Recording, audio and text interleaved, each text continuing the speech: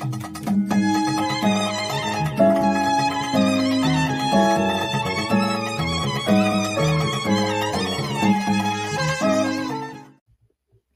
right, guys, welcome back to another episode of Global Card Collectors. I'm your host, Will, and we have a very different episode this week. In fact, it's a reason why John and I called our channel Global Card Collectors and not Global Sports Card Collectors. We were hoping one day or another that we'd be able to kind of learn a little bit more about TCG cards in the world of TCG cards. So today I have Kieran, and he's from Booster Games. You can look them up at boostergames.co.nz. Kieran, do you want to just introduce yourself by just telling us a little bit about your story, about how you maybe became a collector and how you got into the world of TCG? Sure, no problem. Yeah, so obviously, name's Kieran. I actually go by the handle Shiny Kiwi TCG on YouTube, so feel free to check that out. I open Pokemon cards and a few other TCGs as well. So, but like Will said, run an online shop called Booster Games. It's boostergames.co.nz. Started that in about 2020 when there was a big boom in the TCG space. And the store basically focuses mainly on Pokemon, Digimon, and Dragon Ball. But in terms of me as a collector myself, I do sort of wear two hats, where I'm like a business owner, but I'm also a collector. Oftentimes there's a bit of conflict there, as you can imagine, but I just really love cards. And as a kid, I remember getting my first lot of Pokemon cards back in 1999, and I was hooked ever since. Obviously, life got in the way, during my teenage years, and through to, until I was about 30, and then I looked at cards again and thought, hey, I really like these, and sort of picked it back up again. And luckily managed to pick it up just before the big TCG boom, when prices were, reasonable, I guess you'd call it. So yeah, Sure. that's pretty much me. And yeah, it was really cool to meet yourself, Will, at the New Zealand Card Collectors Show. It was really cool meeting different people and just having a chat, seeing people's collections. I love that kind of stuff. So yeah, it's a pleasure to be here. What I noticed about the New Zealand Card Collectors Show was there were a lot of people selling TCG stuff, wasn't there? There were quite a few sellers. Yeah. So it's pretty popular Yeah. Here. It's pretty popular. It's big everywhere at the moment. Pokemon especially has really taken off. It almost seems like every IP now has a trading card game that's coming out. And the reason for that is because of the huge boom in popularity. I mean, you look at Pokemon cards, I think in 2021 they printed 10 billion cards. Yeah, the billion, not million, billion. That's a stat. And it's not just kids that are collecting this stuff. It's also people like us who grew up in the 90s and had these cards as kids. And there's just a real strong push for nostalgia driven sort of way to get back into collecting. And I mean, when COVID hit, I think everybody got isolated in their homes. And what do you do when you're isolated in your house? You do some cleaning. Hey, let's look through all my old childhood stuff. Oh wow, there's these Pokemon cards sitting here. Oh man, remember Pokemon cards? I wonder what they're like now. And you go online and you have a look, and I mean, that's kind of how I got hooked again. It wasn't during the COVID time, but I did find my childhood collection, and I thought to myself, oh, I'll just have a look. I'll just have a look and see what's available on the market. And it was a slippery slope from there. And now here I am. Yeah, it's crazy. Yeah. Amazing. That's great. That's great. I think that search for nostalgia is definitely something that all collectors can relate to. It's that feeling of excitement when you open up a pack of cards and you get the card that you're looking for. It's amazing. That kind of feeling that you can still get it as an adult, really, really cool. Hey, I did want to ask you a little bit about just if you can, I guess for myself, as you know, you met my daughter and she's getting into Pokemon cards in particular, but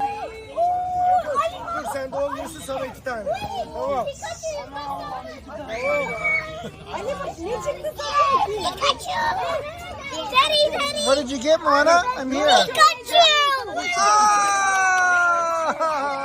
But, could you explain like the difference between like sports card collecting and, for example, what TCG actually means and what the world of TCG cards actually are? Because there will be some listeners who'll be like, I've heard TCG, I kind of know Pokemon. Is that all it is? But it's obviously a lot more nuanced than that. So if you can break down the world of TCG collecting in a I was few gonna say, how long do you have? sentences, good luck. No, I can probably give you a pretty fair idea. I mean, obviously, sports cards is purely collectible.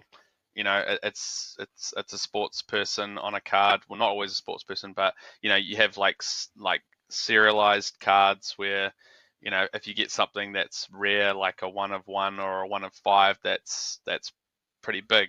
I mean, I don't know a lot about sports cards, but I mean, I've seen a little bit about it. No, Yep, that's about yep. right. Sure, no, that's about Whereas right. TCGs center around the actual game itself. So, you know, on a Pokemon card, you'll have, you know, stats or attacks on it and certain requirements that have to be met in order for you to be able to use those attacks. And so it's all about attaching energy onto Pokemon and then attacking with them against your opponent. And a lot of other TCGs work this way as well. It's all kind of like a gather spend model where you have to gather enough resources in order to spend it and basically fight your opponent on the other side with the various attacks on the cards. Sure. So it is very different in that respect. Where there's quite a bit of crossover is the collectability side of things. So sure, these cards are made to be played with, but there are incredibly rare cards that are worth a lot of money to collectors. You know, there's some cards that have pull rates of 1 in 1,000 packs. You know, and they're these glamorized, glitzy, sparkly cards. You know, with beautiful artwork, and you know, the collectors all want that card, but there's only a limited amount of them. So I guess it's kind of like a supply-demand scenario. So you sort of have two sides to it. You've got the playability where you'll have cards that aren't necessarily the top cards, but they're expensive because everyone wants to play with them. It's used in the meta of the decks that they use. Or there's the cards that look pretty, very popular Pokemon, and of course then it commands a price point. Other TCGs are exactly the same. Oftentimes it's the artwork or the particular character that's on the card that demands the value of the card. So yeah, I guess that's where the lines are drawn between sports and TCGs.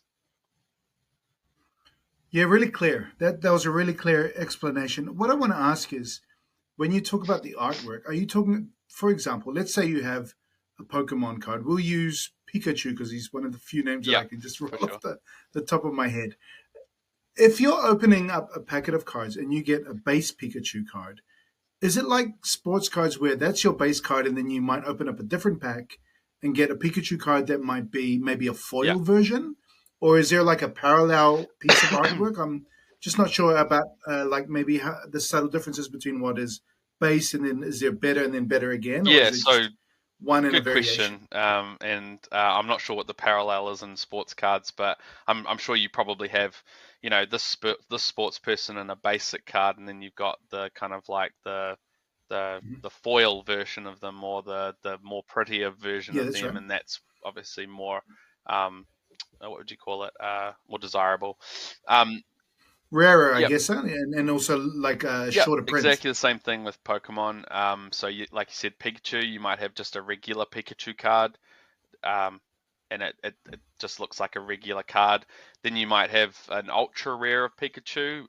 They're going through a phase now where the ultra rares are called EX, so it'll be like a Pikachu EX, and you know that obviously has lots Cool. of foiling, better artwork. You definitely know when you've got an ultra rare compared to a regular card. It's very pronounced. Nice. The borders often are different color. Yeah, and they look prettier. Let's be honest. Yeah, yeah. And then you Hmm. have Yeah. Now, really good to understand that. And so, how much rarer are these ultra rare cards? I've always wondered that. So, for example, it seems like you get one parallel per Yeah. pack, but I'm guessing that there's like a standard parallel, like you would have like a foil card in every Mhm. pack minimum. But then, how do you tell the extra foily ones? Just by opening multiple packs and saying these are your base foils, and these are the super rare ones because they have a lot more color, or they just look quite significantly different. Is Yeah, that what so it is? each set, we'll call it a set. I'm not sure how sports cards work, but there'll be like a set of cards that has maybe 100 to 200 base cards in it. Um, Yep, and so that's right. commons and uncommons, including holographic rares as well, ultra rares, and then what's called secret rares or illustration rares. So it kind of goes up in a hierarchy like that. It's quite confusing, but Cool. and Not really. Sports calculators get yeah. like that. When you're explaining the hierarchy, sports cards are Oh, exactly geez, the whoops. same. That's My good to know. my thing just fell. Um, yeah. So in a pack, you will have sort of, I think it's six uncommons and commons. There'll be two reverse foils, which will be foil versions of those commons and uncommons. So every card in the base Hmm. set of um, of the set will have a foil version as a reverse. And then the last card will be like a holographic rare, or it'll be um, the ultra rare or the this illustration rare. So um, they kind of get switched out for in different slots. You can have different rarities of cards. You can have a pack where you Makes can sense. get both an illustration rare and a special illustration rare in the same packet. So you can No. get like you know like a god pack almost, like where you get a double banger and it's like two Yeah, really good sure. cards in one pack. It's rare, but it does happen. Yeah. So I assume, and I guess we'll stick with Pokemon as the example. There are how many different Pokemon sets are released every Right. year? Different types, for example. So, for example, with Yeah. basketball, you might have your Donruss and NBA hoops, and then you have your Prism and your National Treasures, and they just get progressively more and more Right. expensive. Is that the same with Pokemon as well? It's not. It doesn't get more expensive, but you generally have four main sets per year. So they Okay. release sort of every 2 to 3 months, and sprinkled in there just for a little bit of sauce, they put special what's called special sets, um, and they can be essentially they're mainly created for the collector in mind. So they'll have extra special cards in there. Um, you can't buy booster boxes of it. It's only in collection boxes and specialty products that you can get these special sets. Like I've got one here. It's called Pokemon 151. So this is a box of Pokemon 151. Now this is a special set that came out. I think it was this year, um, and it's centered around the first 151 Pokemon. So every single card that you get in this set is a character from the first 151. Now you can't get booster boxes of this. You can only get ETBs and collection boxes. So Hmm. yeah, and there's some pretty stunning cards in this. Obviously, you know it's pulling on the nostalgia chord yet again of the first 151 for whoever grew up in the 90s. And of course, it sold really, really well because of that. So, yeah, so once or twice a year, you get those special sets, and usually those ones that do quite well. The main sets are usually centered around the players trying to get playable cards, and then the special sets are for more for like the Interesting. collectors. At least that's what my opinion is, Okay. because there always seems to be good stuff in the special sets. Is there So, for example, you have four sets that are Mm. released every year. When you're playing the game, can you play with cards from any of the sets, or do you have to use cards from certain Yeah, parts so of the there's what's sets? called rotation. So you can only use cards that have been active for the last, I think it's 3 or 4 years. I might be wrong on that. I should actually look that up. Mm. Excuse me. So it's not like you can use cards from 1999 in your deck now. And in fact, there's been quite a bit of power creep with the hit points and also the attacks. So if you used a deck from 1999, you'd get absolutely wiped because I think the biggest Charizard had like 120 health or something, whereas now you've got some that have 350 health. So Oh, yeah, wow. yeah. So it's called rotation, and a lot of players keep on top of that. There's playable cards that go out of rotation, and then you have to change your deck to take out the cards that have gone out and bring in new cards.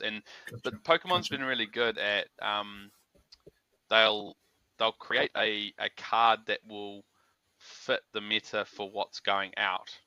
So if you have a really playable card from a certain character or Pokemon, if that gets taken out in rotation, they generally have a replacement that'll work as well in the decks. So the meta changes, but It's a really smart business model. It's such a smart business model because otherwise you'd be like, I've already got my cards from 1999. I'll just keep using exactly. those. And I mean, but obviously they need to change the power weightings and that kind of thing. And they have banned cards for being too powerful before. They've obviously made an error in judgment when they've released the card, and then they've thought, oh crap, people are using it in this way. It's too powerful. We're going to have to ban it out of tournament play. So there is actually a version of play which is kind of unlimited, where you can use whatever cards you want, but it's not official tournament play. So I mean, tournament play is quite important because you can actually go to tournaments overseas and here, and if you earn enough points, you get an invitation to what's called the World Championship, and then you can travel over to the World Championship and play against the top players in the world. So if you've got enough money and enough time, which I'm pretty sure neither of us do, you can earn enough points to actually go to the World Championship wherever it is in the world. So yeah, I follow a couple of YouTubers that actually do that, and they play the game and they follow all the players. They play in the tournaments and they actually do quite well. So yeah, it's certainly a side of the cards that I bet a lot of people don't even look at. They don't even look at the playability, or they don't even know that there are actually tournaments going on. But there is, and that's the whole point of the game, is to play with the cards. But a lot of people just like collecting them, which is fine. So it sounds like you do a little bit of both. Is that right? I don't play myself simply because I don't open enough cards to get a deck. You have to open quite a few packs in order to get the cards. You can buy them, but of course the most playable cards are expensive. I mean, you'd probably be spending maybe like close to $200 to get a play set of cards, which isn't a hell of a lot of money. But you also have to have the time to go and play at your tournaments and everything. That's right. And, with two young kids. And how long would a standard game take? Yeah. How long does it take to play a standard game? It can vary. I guess the time varies, right? There are some guys that have decks that can wipe you in one turn. So like, if they get the right cards in their hand first up, they can wipe the floor with you in 5-10 minutes, no problem. There are some decks that are actually designed to stall for time, and so those they're the most frustrating ones. Obviously, if you've got a really powerful deck and some guys just stalling, it get quite frustrating. But it is a tactic that's used, so obviously those games go for longer. Sure. With the other TCG games, so if you're thinking, so for example, this is just basically a similar basic setup for all of them, or are other games quite different? So, for example, I'm thinking Magic the Gathering, Yu-Gi-Oh, One Piece. They're all based on that same premise of you're versing another player, you have cards in your deck, and your plan is to basically Yes, beat yeah, them. it's all math game, Mhm. math based. Like I said, you gather resources, and then you use your attacks, and you spend your resources in order to attack. Almost all games are very similar. Obviously, Mhm. there's nuance to all of them. I haven't played One Piece. I've seen Magic played before, and it's quite confusing. um, Dragon Ball Z. I haven't actually seen that played before. Um, Obviously, everyone's seen Yu-Gi-Oh being played because there was the anime, which was based on the actual That's TCG right. being played, which was quite good because it actually, like, by watching the anime, it actually taught you how to play, which is Mhm. unique to Yu-Gi-Oh. Um, and yeah, they are all different, but they're all the same. It's all about, like I said, gathering resources and spending the resource in order to attack. Yeah, Gotcha. Gotcha. Very cool. So, if we could switch to the collectible sure. side of things, obviously there's someone like Logan Paul has been pretty well known for his buying of ridiculously hmm expensive Pokemon Yeah. cards. Um, what are the markets like? How is it trying to buy and sell Pokemon cards? Is the community nice locally, or do you interact more with the international community? What's the deal with the market in So in general? terms of, yeah, like from Booster Games perspective, we don't sell. Oh, we do sell singles, but not like high end singles. So we only deal in sealed product. And like I said, everyone kind of goes for the best price point they can, apart from people that we know, people that we meet in person, and so that's very much people go for the cheapest price when it comes to sealed product. Singles. There's some really good Facebook groups, very active members. People are willing to pay fair prices. It's not like you don't have to try very hard to sell a good card. Let's just put it that way. It's very condition based.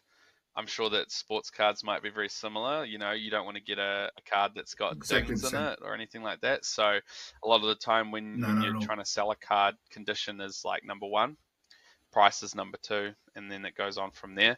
Um, people are generally nice. There are some bad eggs. Like, don't get me wrong.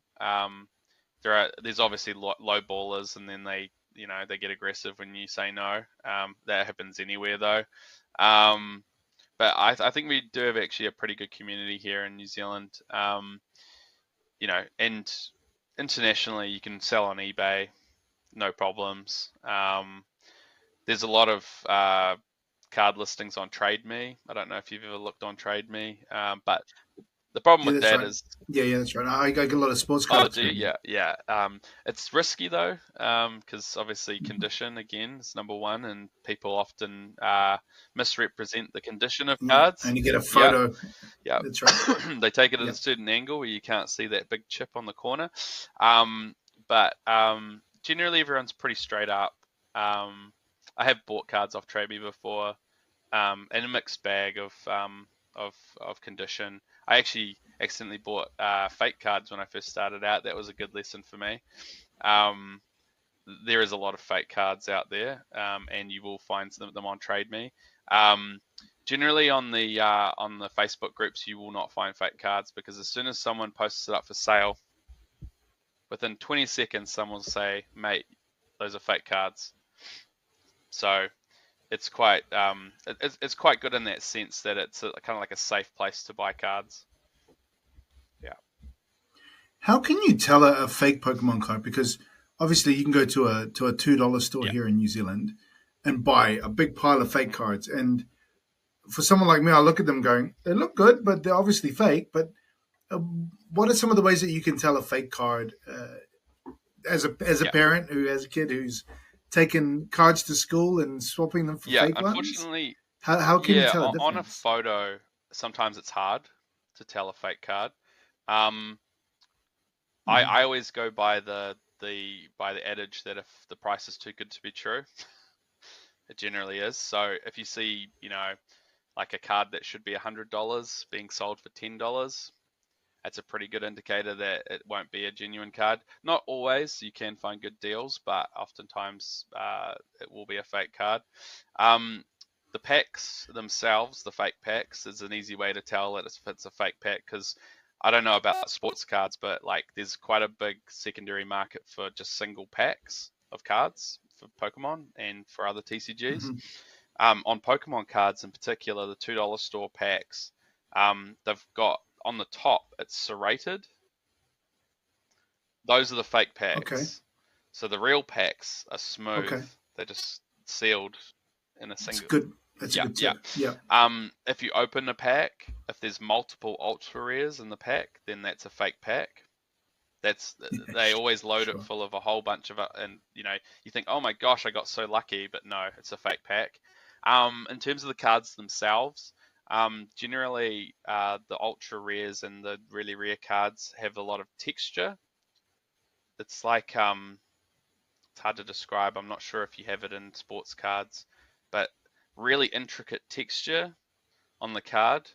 And are you talking about that? You're talking about the real ones, not the fake ones. The real ones have got real intricate texture. It's very hard to fake.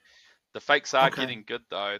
I have seen there's one particular card that's very sought after at the moment. It's called the Umbreon VMAX, and it's from a set called Evolving Skies. Now the raw card is worth $1,500. Oh wow. And I've seen textured fakes of that card because it's so in demand at the moment that someone in China is just like, I'm gonna make textured fakes. Now it won't be every card obviously that they do that with, but that card in particular, obviously because it's so expensive and so sought after, they've decided to make textured fakes on that one. Also the ultra rares will lack their shininess. It'll just basically look like a piece of cardboard that someone's just printed an image on. There won't be the shiny finish that you get on the ultra rares. Also on the back of the card, the blue color that's on the back of the card that says Pokemon, it'll look quite washed out. Yeah. The real cards are the blue on the back and the image on the front are quite vibrant in terms of color. Whereas if it's a bit washed out, it's probably a fake card. Other telltale signs is that the text on the front of the card can sometimes look wrong. Like it'll be the wrong font. It'll look really obvious, kind of like Comic Sans font on a card. Oftentimes there's spelling mistakes as well. If you just read the text or the name of the Pokemon itself, sometimes it's spelt wrong and it's like dead giveaway. And then of course there's more intrusive tests, like there's actually a way to tell whether a card's real by ripping it. But of course you don't want to rip the card, right? Oh no, I ripped a real one. You wouldn't do that you'd probably only do that if you're opening a whole pack and you just grab one of the commons and uncommons and rip it, and you're like, okay, is it real or fake? Because with real Pokemon cards, there's like a black layer in between two layers, and so when you rip it, you can see that there's a black layer in between. Whereas fakes, you rip it and there's no black layer in the middle. Nothing. Yeah. But I'll be honest, the best advice I can ever give to anybody that's going to buy Pokemon cards or is looking to make a purchase, probably a large purchase, check with the online groups. Go onto the Pokemon New Zealand TCG Facebook group, join, put the photo up and say, hey guys, this is my first time buying this, I'm looking to buy this really expensive card. Is it real? Can you give me some advice? That would be, what I'd do for sure. Yeah. Great piece of advice. That's very similar in sports card collecting as well. With there's that Michael Jordan rookie card over there that nice. I've got a picture of in the background. I like that. That card's one of the most faked cards. I actually saw a fake of that. Maybe the most. I'm not really sure. I saw a fake one of those, or at least someone was trying to sell one on a group that I was in the other day. and it was a stock image from eBay. So I don't think that they actually had the card themselves. Oh wow. Yeah, and Oh even wow. then, So this card is yeah, faked all the yeah, time. Yeah. And that's what most people do. There are Facebook groups that I'm part of, and people take photos and they send it to the groups, and you have to wade through a few snarky comments, people being know-it-alls and that sort of thing. But sooner or later, you'll get the answer that you want. I assume that's similar with the Pokemon card yeah. community I too. mean, oftentimes you'll get if you put an image up of a card that you think might be fake, you'll get a good answer within half an hour. You'll have probably 5 to 10 Wow. people comment on it and say yes or no. And oftentimes, there's very few where people are indecisive. It's either yes or a no. Yeah, yeah, Wow. So there's a really clear yeah, consensus yeah, immediately. I yeah. If you guess. know what you're Cool. looking for, and I Perfect. mean, these Perfect. guys in these groups have been collecting for a long, long time. They've seen it all. Um, I mean, I've gotten pretty good at spotting fakes now off photos, but it all depends on the quality of the photo. Yeah, yeah. Yeah. Speaking of authenticating cards, is it true that CGC is the big grading company, or is PSA bigger than them, or is there a different card grading company that TCG card buyers and sellers generally PSA use? is king. Yeah. Um, Ah, yeah. really? Wow. Unless the only reason that you'd go to say Beckett would be as if you think you've got a black label. So if you think you've got a perfect card, Wow. someone will grade with BGS, but pretty much everybody grades with PSA. Yeah. Um, Oh well, I was under the impression that CGC was bigger in that there are space CGC cards because everywhere. they started with because they started with TCG Yep. cards first, and then they branched out into the sports card market. So they're like, we were a TCG group, and now we are sports cards too, because that's how big we are. Yep. But I just assumed that they were the ones that they went with. I guess for comics Yeah, they do, because but they started not with that big for comics, cards. and so Mhm. when they got into the TCG space, everyone was a bit skeptical. And I'll be honest, CGC probably had the worst reputation um, when the boom hit because there was some really funny grades coming out. I don't know 100%, but I don't think they really knew what they were doing 100%. So they did get a bit of a bad name, Interesting. but they've done a lot of promotion with big YouTubers. Leonhardt's one of them. I don't know if you know who Leonhardt is. He's probably No, he's no. probably one. He was the most popular um, what we call PokeTuber um, in like 2020, um, and Okay. all of a sudden he started promoting CGC cards like hard out. And he was always a Beckett guy because he lives in Texas and that's where Beckett is, and he always used to get his cards graded with Beckett. And then all of a sudden, all these CGC cards come onto his videos, and found out that you know he got money from CGC to promote them. So, and that's the biggest Sure, PokeTuber sure. like promoting CGC cards, and all of a sudden sentiment started to swing, so that they're okay. But I think there's still a lot of people that are like CGC is probably is third on the rung there. So you got PSA, Beckett, CGC. Yeah. Interesting that the Mm. third. Not, maybe not in Yeah, terms of well, I number, but mean, in the terms way of you their reputation. I'll put it that way. reputation.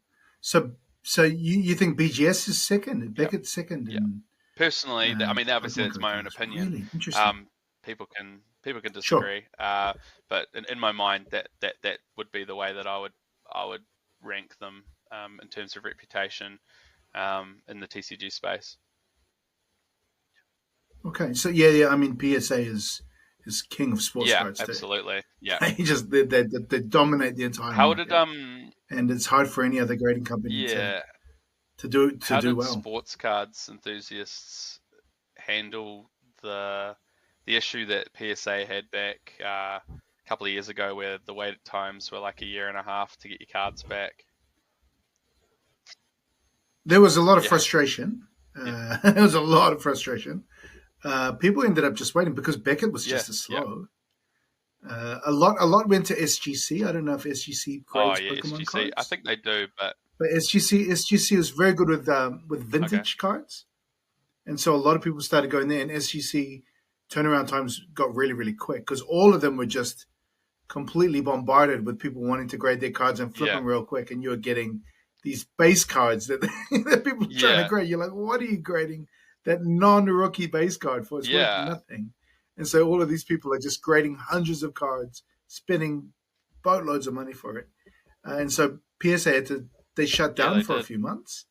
And while they shut down, then others kind of took up the slack a little bit, but most people Just just end up ended up waiting. waiting. Yeah, And they're like, I'll just hold my yeah, cards, or they just sell their cards raw and go from yeah. there. I remember that time so vividly, and that was because that was right when the TCG boom happened, and obviously it wasn't just sports cards people that were bombarding PSA. Pokemon was massive. Obviously you mentioned Logan Paul before.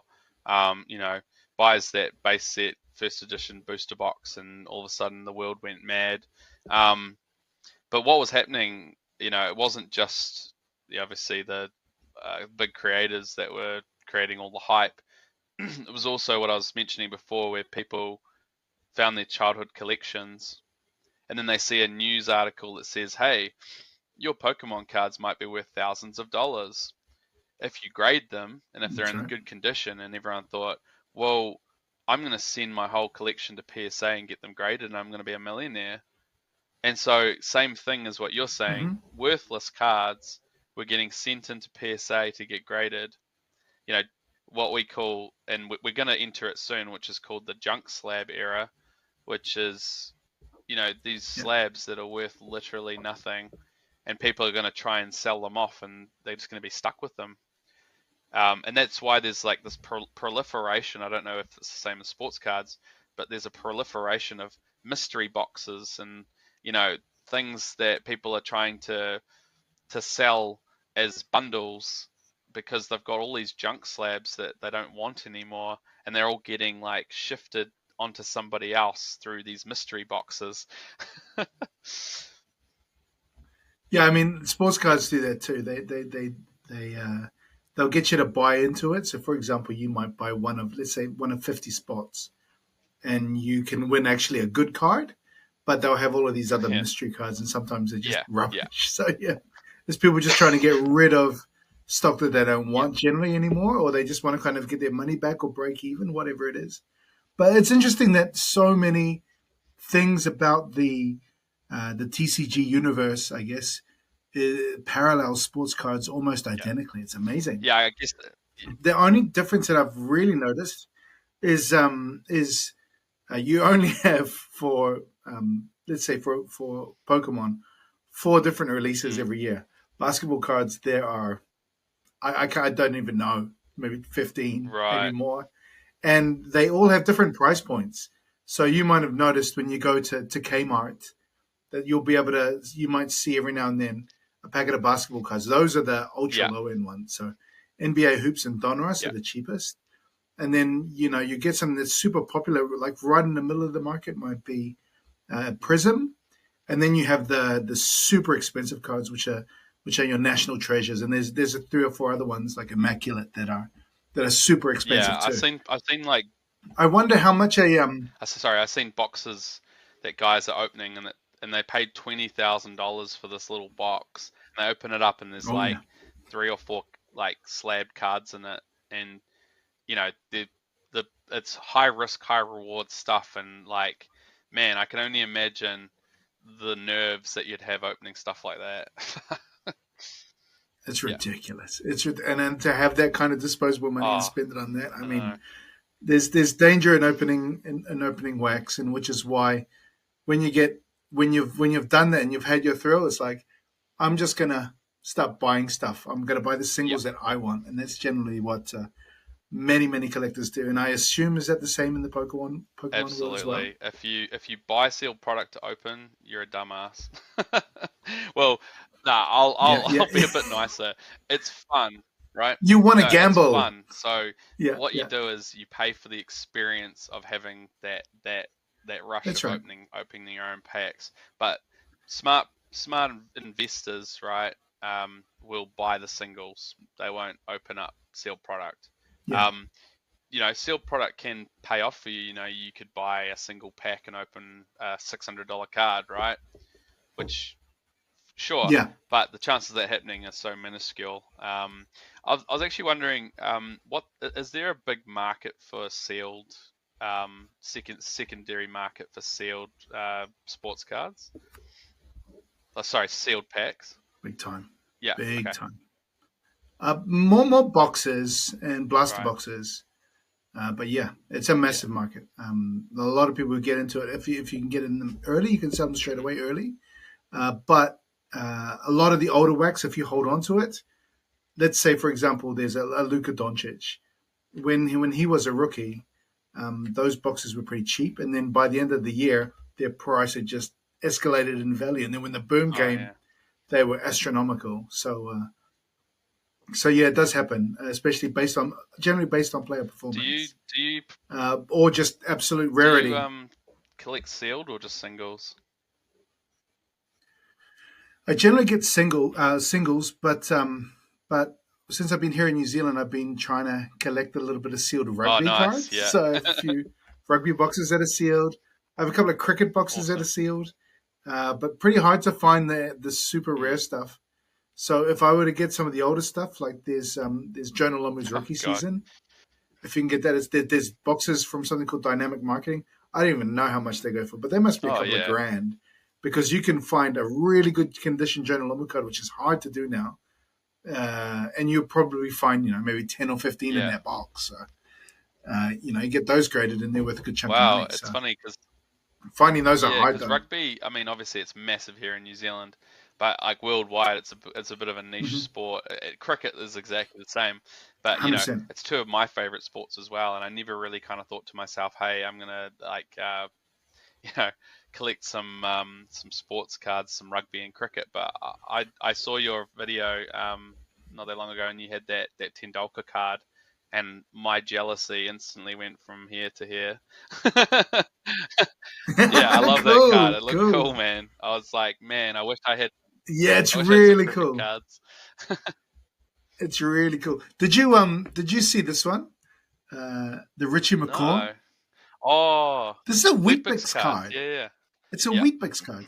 So at the bottom of a yeah, Wheatbix pack, you get 3 cards. This is a limited edition yeah. Richie McCaw card. So there are only 5,000 of these in Wow. circulation. And think about how many people don't even look at the cards when they buy a box of Yeah. Wheatbix. So the guys, Justin and Steve, the guys from the Yeah. Cardophilic Society, they think that there are around maybe 200 and change of these cards Wow. around. In good condition. So it's a really ultra rare Wow. Richie. And this one, and I've got 3 of them. Every time they come up online, I'm like, I've got to Yeah. buy it. I got to buy it because I'm stockpiling them. So I think I have 3 Wow. Richies, and the Dan Carter one is the same. This one's going for between maybe 150 and 200 bucks No now. shot. A A Weet-Bix Weet-Bix card. card. That's A crazy. Well, Weet-Bix I card. guess when you think Yeah, about it, like it's not that out of the realms of possibility because back in the day it was cigarette cards, and I mean it's very that's right. similar. So yeah, That's right. I understand that. But kids open those and they take them to school, and I'm sure there's plenty of those that got And they yeah, damaged them plenty, exactly. So yes, this isn't too bad condition for a Weet-Bix yeah. card, man. So I'm pretty happy about that. So I'll see if PSA grades these, and I'll put them in. I'll put them in You a reckon PSA that sleeve. PSA That'd would be grade that awesome. though? Can you imagine? It's Yeah. possible. It's possible. They have graded other Weet-Bix cards before. You remember those oversized big Oh, okay. ones? I've seen one of those in a PSA slab before too, Wow. or maybe it was SGC. But I have a feeling they might. I'll have to look into do No some way. research.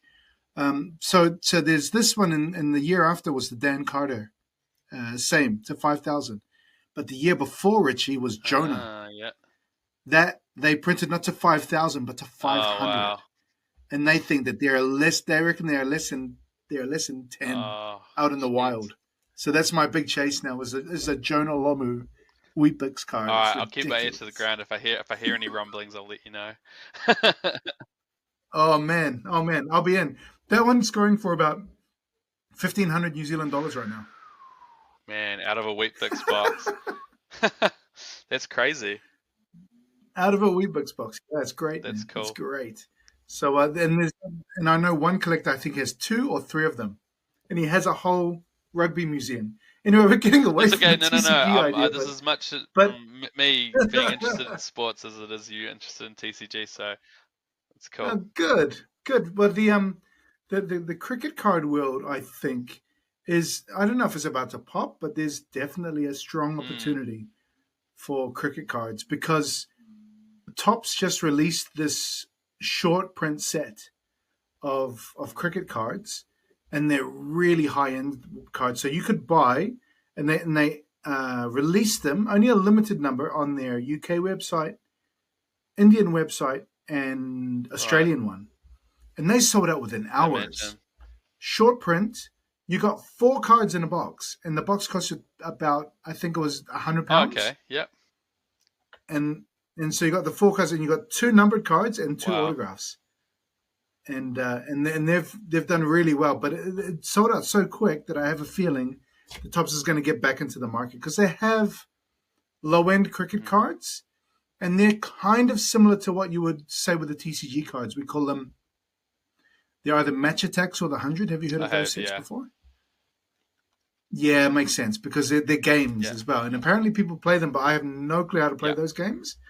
But they are the low end versions of it, and it's just like if you brought a better quality product, you'd be into it. And Absolutely. so that Tendulkar card Yeah. that you saw, that's from Futera, and Futera, I think, really takes care of the way that they produce their cards. Is really good quality control and other sorts of things. So those '90s Futera cards are That's incredible. awesome. They're really great. So and they were numbered as well. So that Tendulkar card that you saw, I think that was numbered to 4,000 or maybe Wow. 2,000.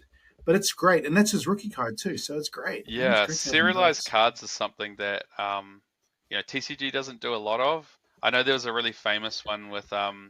Magic recently, which was the One Ring by from the Lord of the Rings. Yeah, That's and right. everyone went crazy and bought all Hmm. the boxes and everything. And then the guy that got it um, sold it to who did he sell it to? He sold it to who's that? To Post Post Malone. Malone, didn't Yeah, he? I was about to say who's that singer? And it only graded an 8. It was a PSA 8. Yeah. But if Pokemon ever did serialized cards, it would go absolute bananas, and I think they know that it would probably crash the market if they did it. So, but yeah, You think it I crashed the think it would have market? some serious implications because, I know that everyone would be after those cards, obviously, but it would sort of cheapen the other cards that you've got or the other ultra rares or whatever that you have. I mean, don't get me wrong, there's some incredibly rare cards in Pokemon and in other TCGs, but when you're serializing, one of 100 or something like that, and you're printing 10 billion cards a year, that's a serious rarity right there, right? You would be talking about a card that would be worth Yeah. like tens of thousands of dollars right out the gate. And yeah, so I'm not sure if they'd be too keen to do that sort of thing, but I tell you what, if there's a big enough downturn in the market, they'll probably pull that ripcord and put that safety parachute out and say we'll take the money.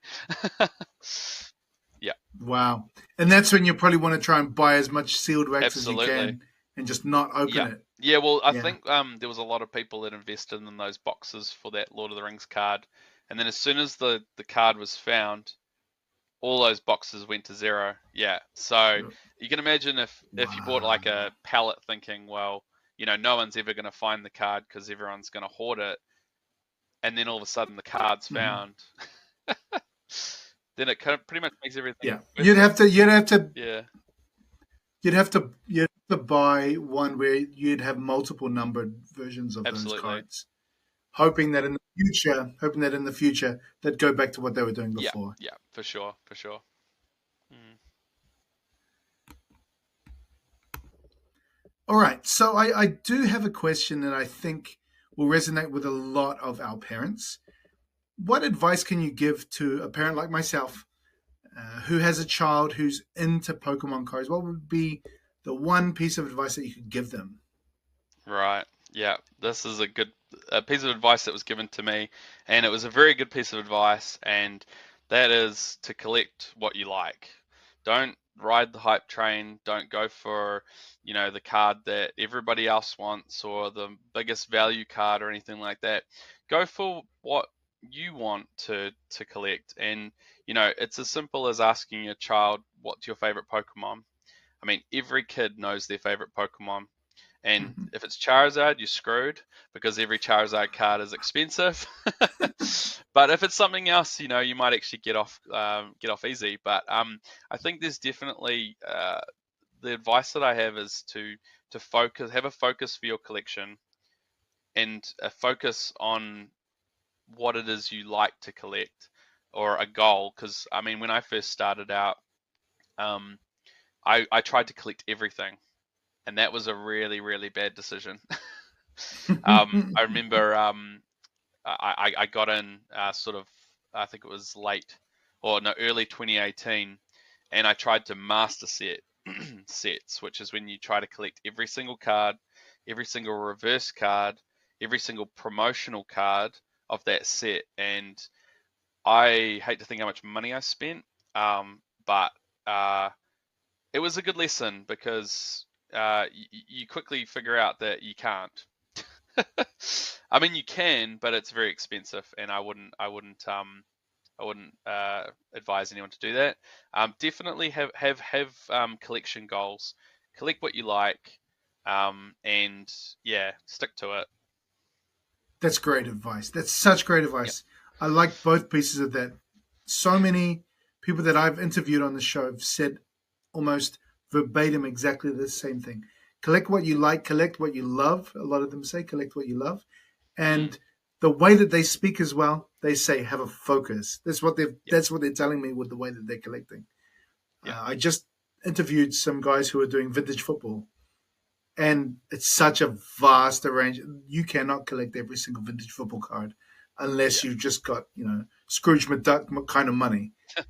Yeah. But they focus on Hall of Fame rookie cards, and they can do Mhm. it, and they've Mm, almost done it, most of them too. So there is, and then after that, it's a different kind of focus. So I really like that idea of intentionality. That's something that I've learned from being able to interview people recently. So two yeah, really good pieces of advice: collect for what you sure. love And yeah, and have a to add to focus. that, I mean, there's some amazing cards that are dirt cheap.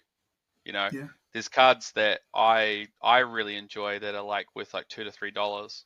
I mean, I'd get them graded with PSA because I like them that much, and it's worth Yeah. two to Well. three dollars. I mean, it's again a junk slab, but it's only a junk slab if you try and sell it. And if I like it enough, I won't sell it. It'll be on my collection. So, you Yeah. know, um, and there's some illustration rares in Pokemon that are like $5 or $10 each, and it's an absolute steal for what you're getting. I tell you, it's amazing. It's such great advice. Hey, let's have a look if you don't mind showing us at Hmm. some of your Pokemon cards. What are some of your favorite cards in your collection? Okay. Well, funnily enough, at the New Zealand Card Show where we actually met, we Hmm. also met the guys from PCG Grading. Yes, I'd love Yep. to be able to get them on the show. I'm just kind of waiting a little bit longer, but I'd love Yep. to be able to see what they do. Yeah. And I mean, I had a chat to them, and I was actually quite surprised at how far they're going.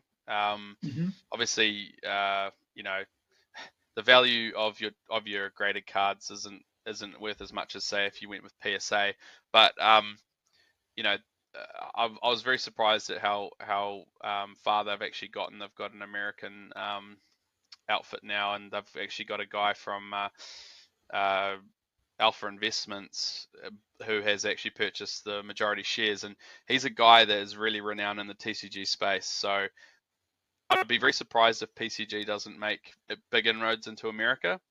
And for that reason, I actually got some of my favorite cards graded from PCG at the show Hmm. that we went to. Cool. So, long Cool. story short, I'll show you some of the cards. Oh yeah, it'd So be cool to see the PCG slabs too. yeah, mate.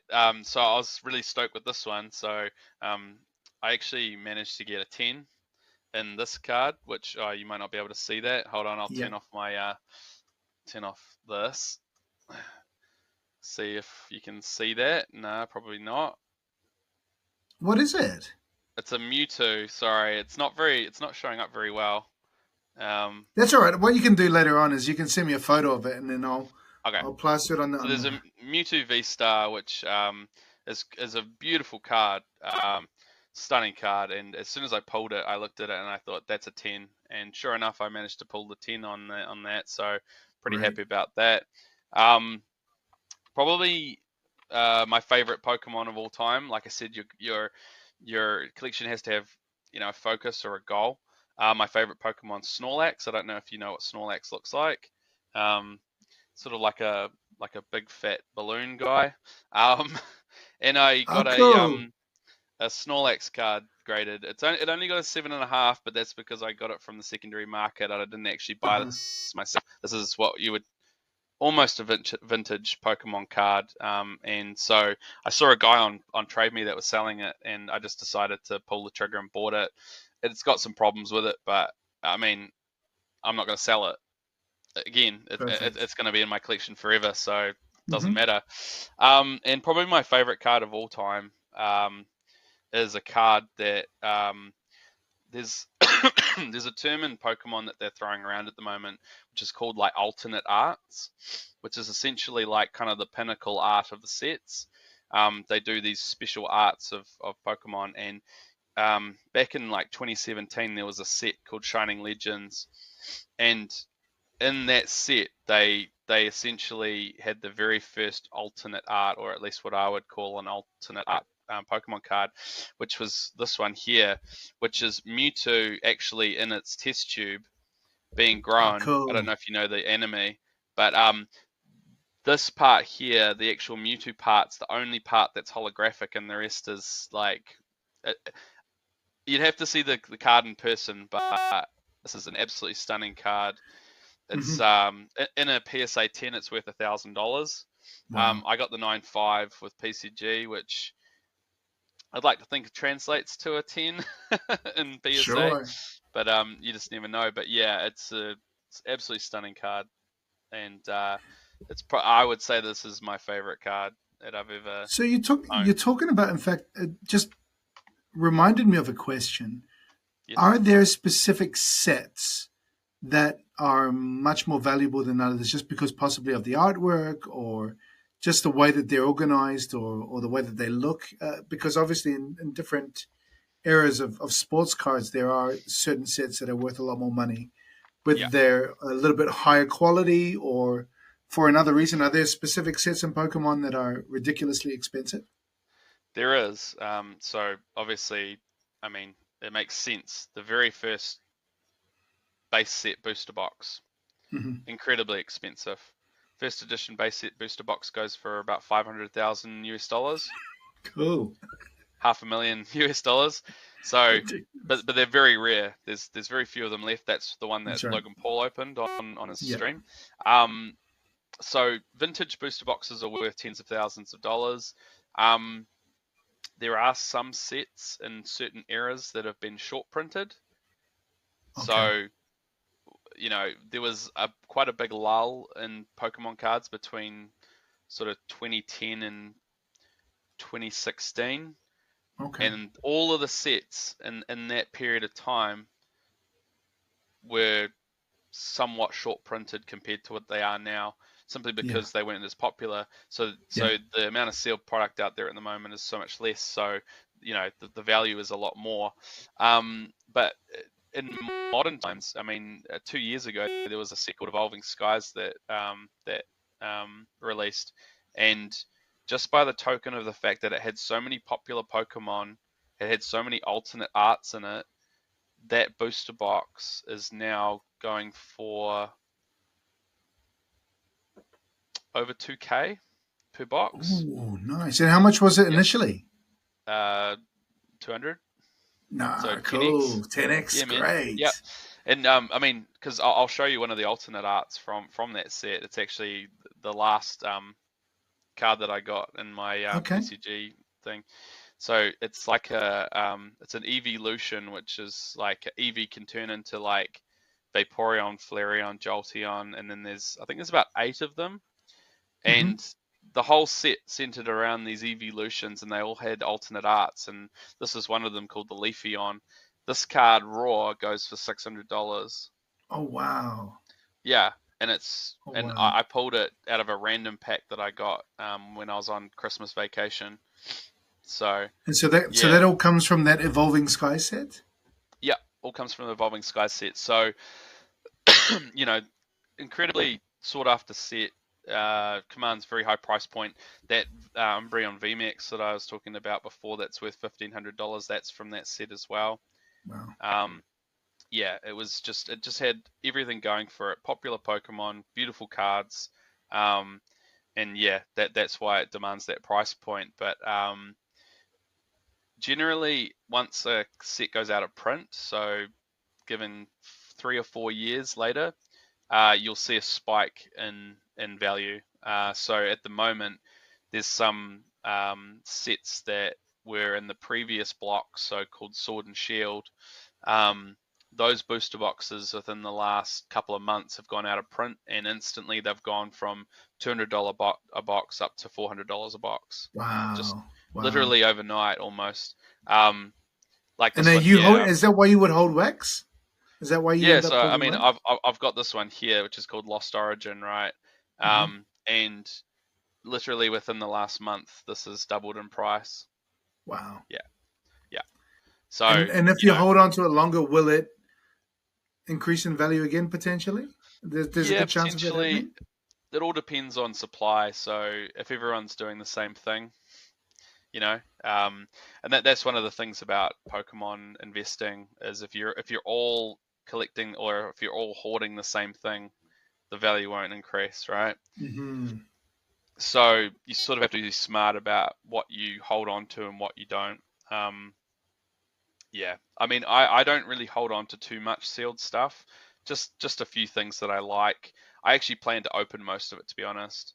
Cool. I could think of nothing better than 5, 10 years from now, just cracking a box Wow. that's worth like $1,500. You But know, you know that I mean, you it bought it sounds for less.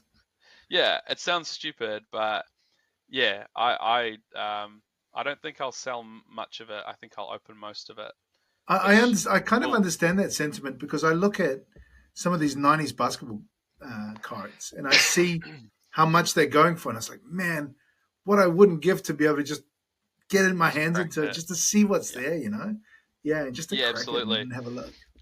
Yeah, I think what I'd do is maybe like, if I've got like 3 or 4 boxes of the same thing, I'll maybe sell one and open three, something like that.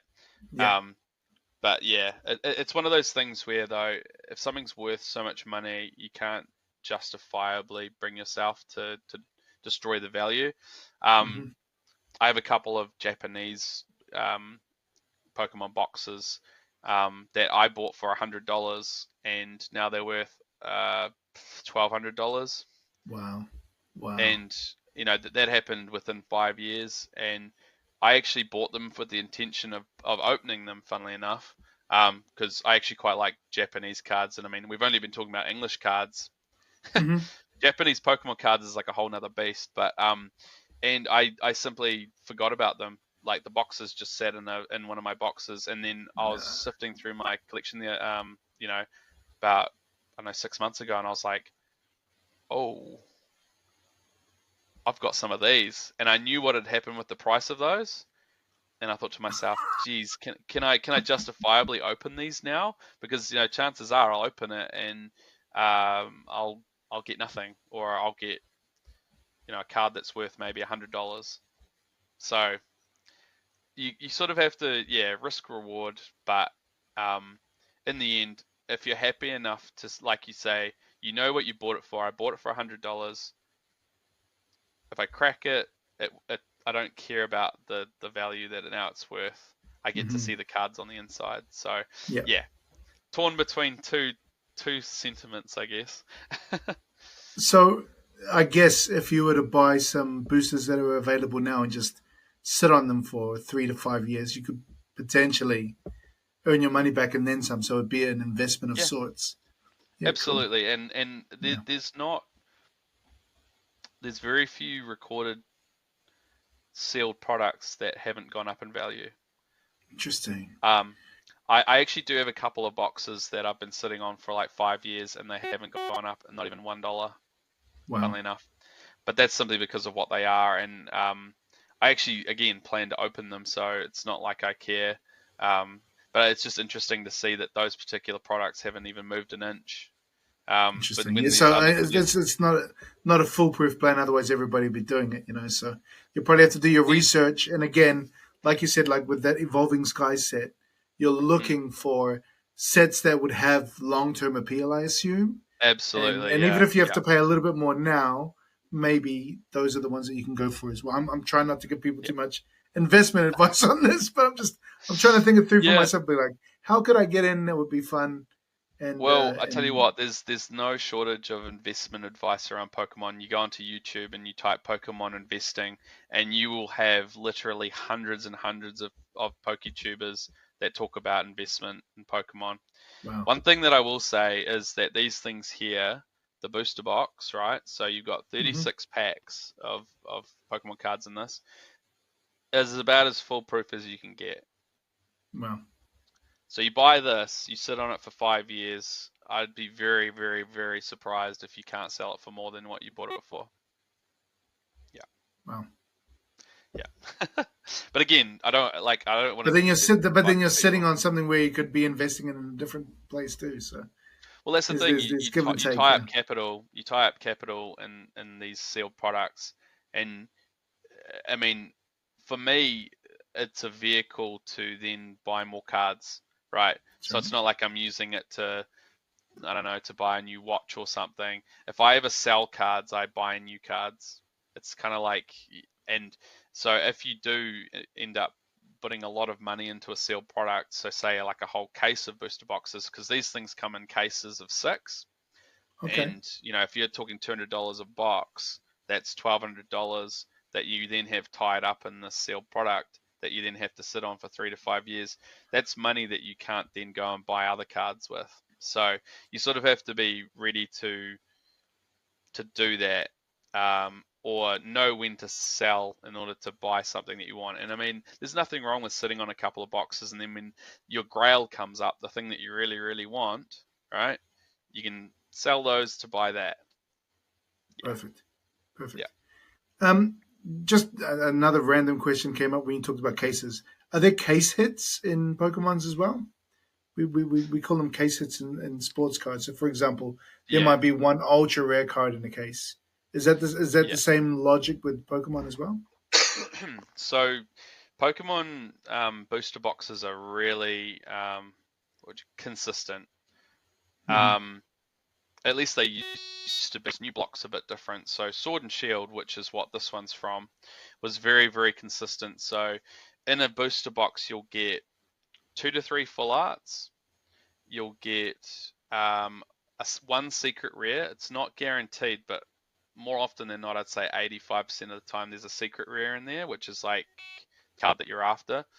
And there'll be other smaller hits kind of dotted in there. So, but the main ones that you're going to be after is that secret rare and the full arts. Those are the ones that you want, and consistently you'll get between 3 and 4 of those in a booster box. Now, in terms of a case, there are certain cards that um, are rarer than one in a box, um, and you know, uh, it's funny because there's actually a card here that's one of my favorite cards as well. This one here, funny, we're talking about Pikachu just before. This is called the Pikachu Oh, VMAX cool. Yeah, Rainbow yeah, Rare, yeah. right? Cool, So cool, can you cool. see the rainbow sparkle on that? Yeah, yeah, easy. Yeah. So this card is notorious. Back in 2021, I think this set Vivid Voltage released. This card is 1 in 1,000 booster packs. So if you do the math, what's that? That's There are one. 36 packs per Yeah, booster box, yeah, right? yeah. So So you so won't even be getting that in a case. yeah, You so won't one even in be getting that in a 25 case. booster One in box, four. 25 So booster boxes, something like that, right? So wow. there's a really cool story So behind one this in one. four cases, you'll get that one. Wow. Yeah. So this card, I pulled out of my very first box of Vivid Voltage. Oh, And not only that, it was the first box that we actually had from our new business, Booster Games. So funnily oh enough, wow. yeah, I opened my very first box from Booster Games, and this is what was inside. How crazy is That's that? great. That's great. Yeah, How much and would I that mean, card go for? uh, so funny story behind that too. At the time when I pulled it, when that was the top rarity, which was the Rainbow Rare. Yeah. Which has been subsequently dethroned by alternate arts and whatnot. Um, at the time that I pulled it, it was worth 500-600 US dollars. Hmm. Yep, so a lot of money. Good. These days, 200 New Zealand dollars. Really? Yeah, Really? yeah, it tanked in value. I'm not sure why. This card's such an enigma for me because it's so hard to pull, and yet the value went down so dramatically. So I think there's going to be a bit of a correction with these sorts of cards, in the Hmm. future. There's going to be a bit of a market correction for cards that are this rare because there's not that many of them, you know, and Yeah, it makes sense. If yeah. you're saying, like, for So example, you get one per, you're saying, so it's like basically one every 4 cases. You're going to get yeah. one of those rainbow ones, and you probably won't even get a Pikachu one. You might get Oh, sorry, no, a no. So the different. rainbow rares, in a set there might be like 7 or 8 of them Hmm. of particular Pokemon or of particular trainers. Sure. If you want to get the specific one, it's 1 in 1,000 7. packs. Yeah. Wow. So yeah, it's pretty rare. Cool. Yeah. Nice one. Hey, so that, I guess that was your big pull story. Is that the one that you wanted to tell That's me? the one. Yeah, yeah. Awesome. Awesome. It was just because, and I'm always going to have this as a special card for me simply because Yeah, it's great. it signified the start of my business, Booster Yeah, Games. So, perfect. that Perfect. to me, like, it's not just the fact that the card's rare, it's the fact that I pulled it out of the very first box. So I was over the moon. Awesome. So, just before we go, do you have anything else to share or anything else you would like to say? Um, Not really. I just really want to thank you for having me on. Really, No, I no, mean, no problem. It's a pleasure. I love talking to other people about TCGs, about cards. I love seeing collections. I think when we were chatting before, I said that I actually quite like the podcasts in general, and I had actually thought about doing a podcast, but I hadn't really pulled the trigger on it. And yeah, it was really really cool to experience this sort of thing with you. And I'm more than happy to come on again at some point and talk All more right. Pokemon All or right. It sounds whatever perfect, interests man. you guys. Yeah, Yeah, I guess when my daughter continues her Pokemon journey again, I'll have questions to ask and that kind of thing. So, but I feel yeah, like yeah, I have a much clearer picture of the TCG market. So I really appreciate you coming on and sharing that. And I hope that other listeners and other dads and other mums, other parents of kids who are collecting Pokemon cards might get a little bit more of an insight into that. It's yeah, been a yeah, lot for of sure. fun. It's been really Yeah, a lot no, of it fun. has been. Yeah, Hmm. yeah.